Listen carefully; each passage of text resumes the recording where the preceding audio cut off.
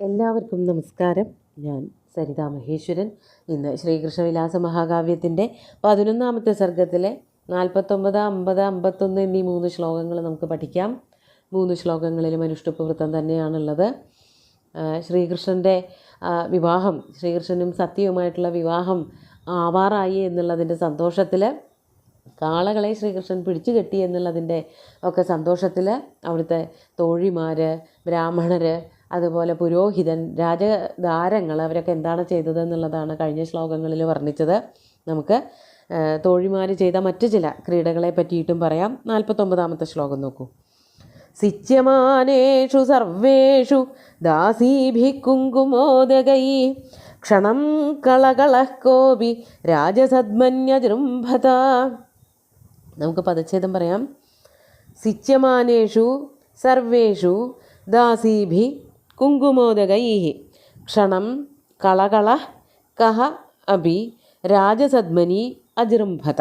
അജൃംഭത എന്നുള്ളതിന് സംസ്കൃത ശ്ലോകത്തിൽ അജൃംഭത എന്നേ കൊടുത്തിട്ടുള്ളൂ. അതല്ല, അജൃം എന്നുള്ള അനുസ്വാരം അവിടെ ആവശ്യമുണ്ട്. നമുക്കതിൻ്റെ അർത്ഥത്തിലേക്ക് കടക്കാം.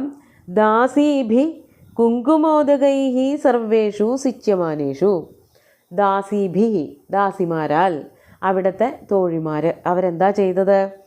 കുങ്കുമോദകൈ, കുങ്കുമം മിശ്രീകരിച്ചതായ, കുങ്കുമം കലക്കിയതായിട്ടുള്ള ഉദകം വെള്ളത്തിൽ കുങ്കുമം കലക്കിയിട്ട്, ഒരു ചുവന്ന നിറമുള്ളതായ മഞ്ഞൾ, കുങ്കുമം ഇതൊക്കെ വെള്ളത്തിൽ കലക്കിയിട്ട് ആ വെള്ളം കൊണ്ട് എന്താ ചെയ്യുന്നത്?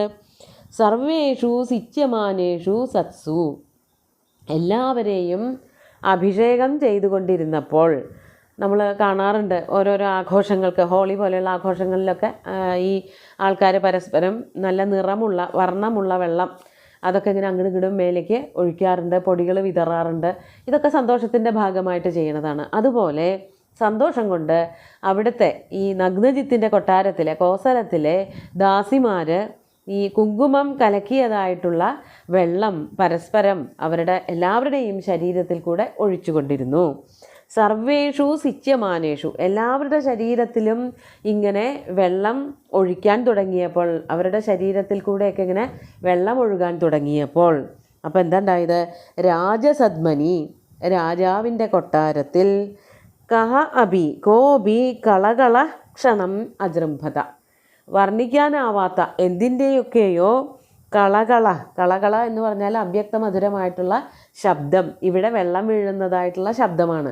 ആ ശബ്ദം ക്ഷണം, പെട്ടെന്ന് തന്നെ, നിമിഷ നേരം കൊണ്ട് അജൃംഭത വർദ്ധിച്ചു വന്നു. അപ്പോൾ ഈ ദാസിമാർ അവരുടെ കയ്യിലിരിക്കുന്നതായ കുടങ്ങളിൽ ഈ കുങ്കുമം കലക്കിയതായിട്ടുള്ള വെള്ളം നിറച്ച് അവർ പോകുന്ന വഴിക്കൊക്കെ ആരെയൊക്കെ കാണുന്നുവോ അവരുടെ ശരീരത്തിലൊക്കെ ഈ വെള്ളം ഒഴിക്കാൻ തുടങ്ങി. അത് 1-2 പേരല്ല, അവിടെ ഉണ്ടായിരുന്ന എല്ലാ ദാസിമാരും അത് ചെയ്യാൻ തുടങ്ങിയപ്പോൾ വെള്ളമൊഴുകുന്നതിൻ്റെ ഒരു ശബ്ദം രാജകൊട്ടാരത്തിലെങ്ങും കേൾക്കാൻ സാധിച്ചു. അതിൻ്റെ ശബ്ദമാണ് കളകളനാദമായിട്ട് കവി ഇവിടെ വർണ്ണിച്ചിരിക്കുന്നത്. എല്ലാ ദിക്കിലും ഈ കുടത്തിലുള്ളതായ, പാത്രങ്ങളിലുള്ളതായ വെള്ളം ഒഴിക്കുന്നതിൻ്റെ കളകളനാദം കേൾക്കാറായി. സഖിമാരുടെ, തോഴിമാരുടെ സന്തോഷത്തിൻ്റെ മറ്റൊരു പ്രകടനമായിരുന്നു ഈ വെള്ളം പരസ്പരം ഒഴിക്കൽ. അത് ഇന്നാളുടെ ശരീരത്തിലേക്കൊന്നൊന്നുമില്ല, എല്ലാവരുടെ ശരീരത്തിലേക്കും പരസ്പരം സന്തോഷപ്രകടനത്തിൻ്റെ ഭാഗമായിട്ട് യാതൊരു തല്ലുകൂടലുകളും ഇല്ലാതെ തന്നെ അതിൻ്റെ ഒരു ആനന്ദത്തിൻ്റെ, സന്തോഷത്തിൻ്റെ തലം മാത്രമേ അവിടെ എല്ലാവരും അനുഭവിച്ചുള്ളൂ. അതാണ് അവിടെ പറയണത്. ഇനി നമുക്ക് 50ാമത്തെ ശ്ലോകം നോക്കാം. അവിടെ എന്താണ് ഉണ്ടായത്, കൂടുതലായിട്ട് എന്താണ് സംഭവിച്ചതെന്ന് പറയാണ്.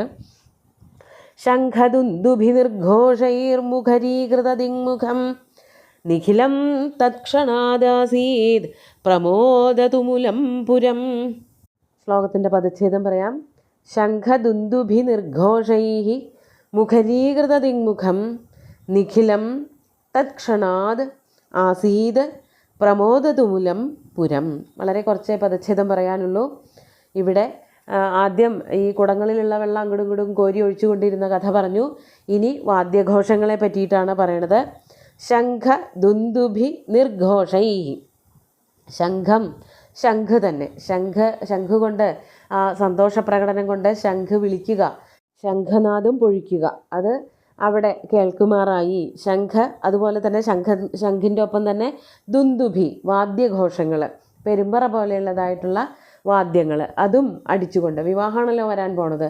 അപ്പോൾ ശംഖനാദങ്ങൾ കേൾക്കാറായി, ദുന്ദുഭി വാദ്യം ചെയ്യുന്നതും കേൾക്കുമാറായി. ശംഖ ദുന്ദുഭി നിർഘോഷൈഹി, നിർഘോഷം എന്ന് പറഞ്ഞാൽ ഉയർന്നു കേൾക്കുന്നതായിട്ടുള്ള ശബ്ദങ്ങൾ, അവയുടെ ശബ്ദങ്ങളാൽ മുഖരീകൃത ദിങ്മുഖം, മുഖരീകൃതം എന്ന് പറഞ്ഞാൽ ശബ്ദായമാനമായിരിക്കുന്നത്, ചുറ്റുപാടും ഈ പറഞ്ഞ വാദ്യങ്ങളുടെ ശബ്ദങ്ങൾ മാത്രമേ കേൾക്കാനുള്ളൂ. ആഘോഷങ്ങളൊക്കെ വരാറാകുമ്പോൾ ഇങ്ങനെയുള്ള വാദ്യങ്ങളൊക്കെ വായിക്കുക എന്നുള്ളത് കൊട്ടാരങ്ങളിലെ പതിവാണ്. അപ്പോൾ ശ്രീകൃഷ്ണനും സത്യവുമായിട്ടുള്ള വിവാഹം വൈകാതെ തന്നെ നടക്കാറായി എന്നുള്ളത് സൂചിപ്പിക്കുന്ന വിധത്തിൽ, ഇവിടെ വലിയൊരു ആഘോഷം നടക്കുന്നുണ്ട് എന്നുള്ളത് സൂചിപ്പിക്കുന്ന വിധത്തിൽ ഇവയുടെ നാദങ്ങൾ ചുറ്റുപാടും എപ്പോഴും കേൾക്കുമാറായി. മുഖരീകൃത ദിങ്മുഖം, ദിക്കുകളിലെമ്പാടും കൊട്ടാരത്തിൻ്റെ ഏതൊരു ഭാഗത്ത് പോയാലും ഇവയുടെ ഘോഷങ്ങൾ കേൾക്കാറായി.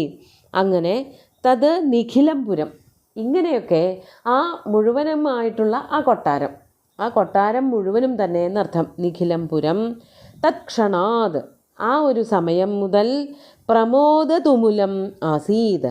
പ്രമോദതുമുലം എന്ന് പറഞ്ഞാൽ സന്തോഷം കൊണ്ട് നിറഞ്ഞത്, സന്തോഷത്തിൻ്റെ ബഹളം നിറഞ്ഞത്.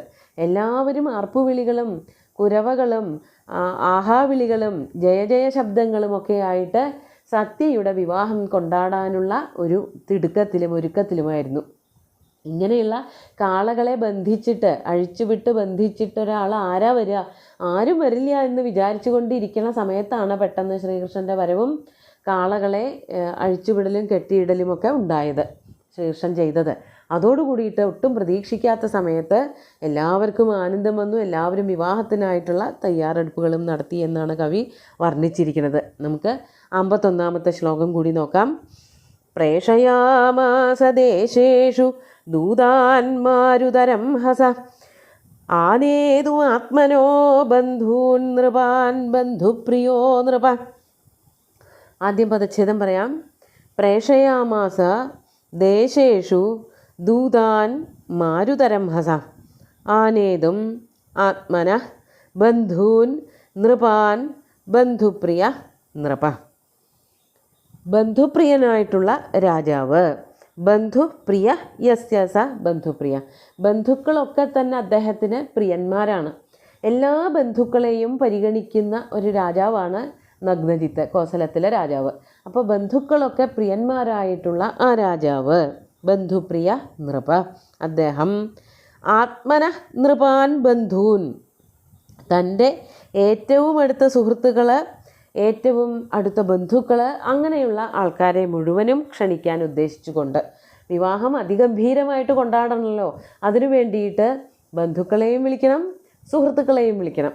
എല്ലാവരും ഇദ്ദേഹത്തിൻ്റെ ബന്ധുക്കൾ തന്നെയാണെങ്കിലും ചിലരുമായിട്ട് ഏറ്റവും അടുത്ത ബന്ധം ഉണ്ടാവും, രക്തബന്ധം ഉണ്ടാവും, അങ്ങനെയുള്ളവരുണ്ടാവും. വെറും തമ്മിലുള്ള പരിചയം കൊണ്ട് സൗഹൃദം കൊണ്ടുണ്ടാവുന്ന ബന്ധം ഉണ്ടാവും.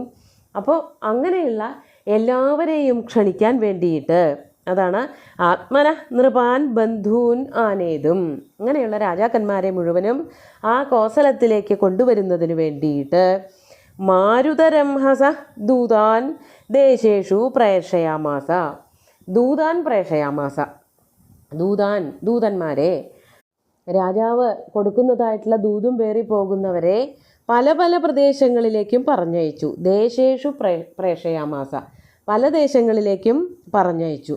എങ്ങനെയായിരുന്നു അവരുടെ സ്വഭാവം, അവരുടെ ഒരു കഴിവെന്തായിരുന്നു എന്ന് ഒരു വാക്കുകൊണ്ട് വിശേഷിപ്പിക്കുകയാണ് കവി. മാരുതരംഹസ ദൂതാൻ, മാരുതൻ എന്ന് പറഞ്ഞാൽ കാറ്റാണ്. കാറ്റിൻ്റെ അത്ര രംഹസ് എന്ന് പറഞ്ഞാൽ വേഗതയാണ്. കാറ്റിനോളം വേഗതയുള്ളവരായിട്ടുള്ള ദൂതന്മാരെ. എന്തിനാണ് ഈ കാറ്റിനോളം വേഗതയുള്ള ദൂതന്മാരെ പറഞ്ഞയക്കുന്നത് എന്നാണെങ്കിൽ, വിവാഹം വലിയ താമസമില്ലാതെ നടക്കാൻ പോവുകയാണ്, വച്ച് താമസിപ്പിക്കേണ്ട കാര്യമില്ല. ശുഭസ്യ ശീഘ്രം എന്നാണല്ലോ ചൊല്ല്, നല്ല കാര്യങ്ങളൊക്കെ വേഗം ചെയ്യുക, വച്ച് താമസിപ്പിക്കേണ്ട കാര്യമില്ല. അതുകൊണ്ട് ഏറ്റവും അടുത്തൊരു നല്ല നക്ഷത്രം നോക്കിയിട്ട്, നല്ല നാൾ നോക്കിയിട്ട് ശ്രീകൃഷ്ണൻ്റെയും സത്യയുടെയും വിവാഹം കഴിക്കണമെന്നുള്ള മോഹം കൊണ്ടാണ് ഏറ്റവും വേഗതയുള്ള ദൂതന്മാരെ, വേഗത പോരായുള്ളവർക്ക് അങ്ങനെ അവർ ഓടിക്കൊണ്ട് പോകണം എന്നൊന്നും നിർബന്ധം ഉണ്ടാവില്ല. അവർക്ക് കുതിരകളോ അല്ലെങ്കിൽ രഥമോ ഒക്കെ കൊടുത്തു വിട്ടിട്ടുണ്ടാവാം. അങ്ങനെ വേഗം പോയിട്ട് കാര്യങ്ങളൊക്കെ വേഗം ചെയ്യാൻ കഴിവുള്ളവർ, ആ ഒരർത്ഥം എടുത്താൽ മതി. അതായത് ആരും നടന്നു പോയിട്ട് ക്ഷണിച്ച് വരുമ്പോഴത്തേക്കും ദിവസങ്ങളൊക്കെ കഴിഞ്ഞു പോവും.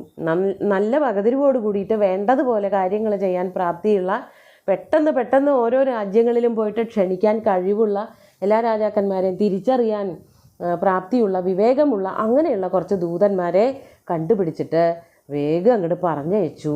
ഓരോരോ രാജ്യങ്ങളിലേക്ക് ഇത്ര ഈ ഭാഗത്തുള്ള രാജ്യങ്ങളിലേക്ക് മുഴുവൻ ഇന്ന ദൂതൻ എന്നുള്ള നിലയ്ക്ക് ഈ വിവാഹത്തിന് ക്ഷണിക്കാൻ വേണ്ടിയിട്ട് പറഞ്ഞയച്ചു എന്നാണ് കവി വർണ്ണിച്ചിരിക്കുന്നത്. നമുക്ക് ശ്ലോകങ്ങൾ ഒന്നുകൂടി ചൊല്ലി നോക്കാം. സിച്യമാനേഷു സർവേഷു ദാസീഭിഃ കുങ്കുമോദകൈ ക്ഷണം കളകളക്കോപിരാജസദ്മന്യജൃംഭത ശംഖദുന്ദുഭിർഘോഷൈർമുഖരീകൃതദിങ്മുഖം നിഖിലം തത്ക്ഷണാദാസീത് പ്രമോദതുമുലംബുരം പ്രേഷയാമാസ ദേശേഷു ദൂതാൻ മാരുതരം ഹസ ആനേതുമാത്മനോ ബന്ധൂൻ നൃപാൻ ബന്ധുപ്രിയോ നൃപ.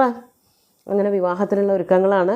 വിവാഹത്തിനെ പറ്റിയിട്ട് എന്നാണ് വിവാഹം, ഏതാണ് നാൾ കുറിക്കുന്നതെന്നുള്ളതൊക്കെ അടുത്ത ദിവസത്തെ ശ്ലോകങ്ങളിൽ വിസ്തരിച്ച് കവി പറയുന്നുണ്ട്. അതൊക്കെ അടുത്ത ദിവസം നോക്കാം. സുന്ദരമായിട്ടുള്ള 3 ശ്ലോകങ്ങളും ഭഗവാന്റെ കാൽക്കൽ അർപ്പിച്ചുകൊണ്ട് ഗുരുവായൂരപ്പനെ സാഷ്ടാംഗം നമസ്കരിച്ചുകൊണ്ട് എല്ലാവർക്കും ശുഭദിനം നേർന്നു നിർത്തട്ടെ. നന്ദി.